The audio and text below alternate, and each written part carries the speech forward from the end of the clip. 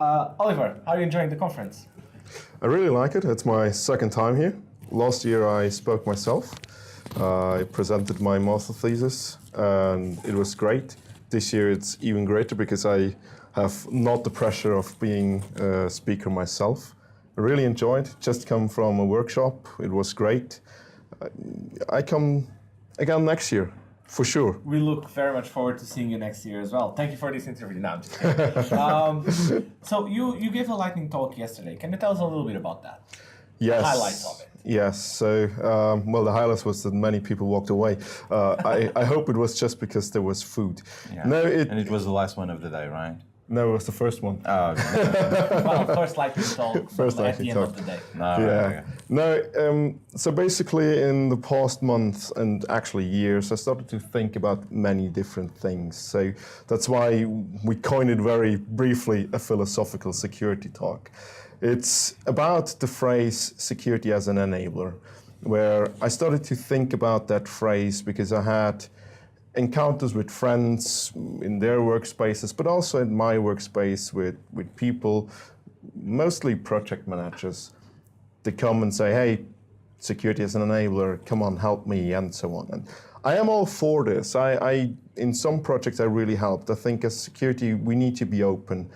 But I started to think about security as an enabler.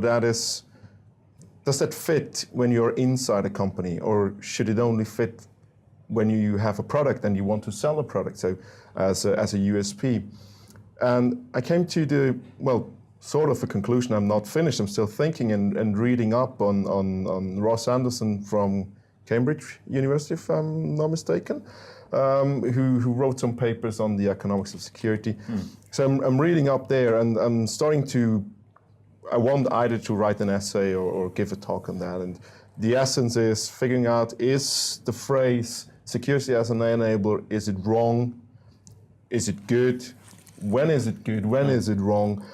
And my feeling is sometimes people try to throw around the phrase, or interestingly, not many people knew the phrase, but maybe you know the feeling. The feeling when people come and talk to you like it's 4:45, you actually want to go home, you're tired, and they come and say, hey, I need this firewall request now, you need to help me. If you're not here, 1,000 people can't work tomorrow. So you get kind of pressured into some stuff. And I once had a person coming into my office at literally 5 p.m. and I wanted to jump to the train. And they said, I need this, 500 people, high access can't work otherwise. And I started to look at it and said, yeah, well, that's great with my conscience. That is not going to happen. He wasn't very happy about that at the end. But yeah, that's the important thing. I think as a security professional, you have to keep your cool in that situation, because everyone wants to work for the business. We all work for the bottom line. Without a business that goes well, I don't get paid. So it goes to that. Have the conscience that you have to work for the bottom line, but you also have to work for the security. There is a trade-off. We all know the trade-off. And it boils down to risk management at the end. Okay. Yeah, it makes sense. Well, which reminds me of the let's build a war room. Yeah. So I'm not sure if you want to tell that. Yeah, sure. So a few years ago, me and Vítor were working together, and we were to interview people for security team. And we had a guy, he had a PhD actually in security, and he came in, and one question we asked him was, okay, so you're in a scenario where the CEO comes to you and says, we were hacked. What do you do? And the guy just said, his reply was, well, tough luck, and I'll build a war room. Exactly. That was his answer. And there needs to be more to that. Like, there needs to be, what does the CEO mean by hacked? Is it on his phone? Is it on his laptop? Like, there was a whole bunch of process that needed to happen before build a war room. And it's the exact same type of problem, right? You can just pop the beer. Yeah, exactly. You need to keep calm, and you need to put security on top of probably all the priorities that you have at that particular moment, and not build a war. Exactly. Yeah, well, I really think it's about realizing daily, where am I at? What is, if somebody comes to me, what is their goal? What do they want from me? And I mean, I always worked in small companies, and I work in a larger company, and I had to get used to the politics. Sort of at the beginning, I thought maybe they come to me because they think they can play with me. I'm not so known to the politics, but later on I realized no, they come to me because I have quite creative ideas to help them, because I do feel, yes, the enabler in me. I want to enable the business to do things, and there are many ways how you can do something in a secure way. It just takes sometimes a little bit more time and patience. Exactly. Yeah. And one great thing is I worked with a project manager on a nice project, and I went to him and told him, look, something is not right here. We need to rethink this. And he actually went back to the sponsor and told them, we need more time.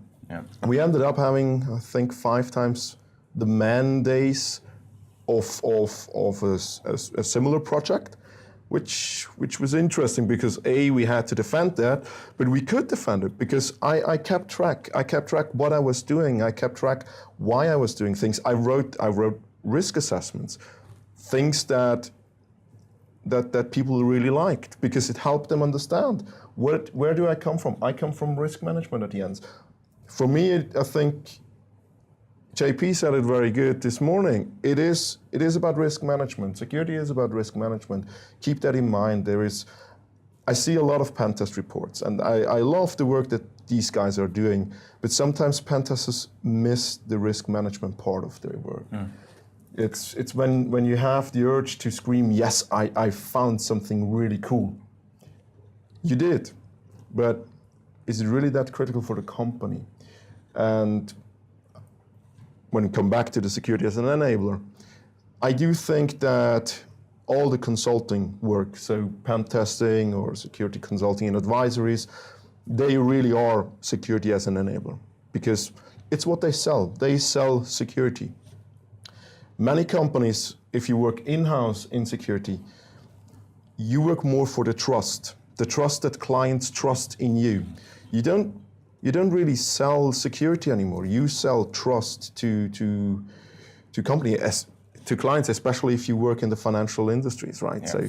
So that boils down to you trust with your money that company. And if a company is constantly hacked and is not doing a good job, it probably sees it in the client numbers. We had a similar conversation today, actually, previously. I think there's a problem there, which is it's going against its nature, right? So you're saying that, as a pen tester, I have this thing of I found something, and you don't think about risk management. But the reality is that's their nature. Like, I get paid. If I find more vulnerabilities, that means I'll get called again. Yeah. That it goes like risk management will not benefit the pen testers, right? Absolutely. So they would have to fight against themselves. I have a great story. When I was a pen tester, I had a customer who does really a good job. And I had 3 days testing time, so it was a short assessment, and I was working 3 days like mad. I couldn't find anything. On the first day, it's like, okay, yeah, you have to get used to whatever is in front of you. On the second day, you normally start finding some stuff, right? And then the third day, you find even more. And when I arrived at the third day, I was really down. I was depressed. I was like, it can't be. I really don't have anything. Some low risk stuff, yes. Insecure cookies. Yes. Well, you always find, but not really something that I can really show off to the client. Yes. I think there it's important to have a decent manager that leads you. And my manager told me, look, we are doing work with them for many years. Now it's you that's doing the assessment. So we wanted to have a fresh pair of eyes on it. And all that this shows is our previous work was good. Yeah. And I had this situation as a pen tester. You find something juicy and you were jumping up and down and you wanted to scream it from the top of your lungs because you found something. And I did that as well. I really did that as well. And I think you can defend it by saying, well, I don't see the inside of the company, so I can't really tell what is the exact risk. When I was a pen tester, I always told the guys, look, this is the report, this is what I see as a risk, but please assess the risks yourself. Yeah, exactly. Yeah.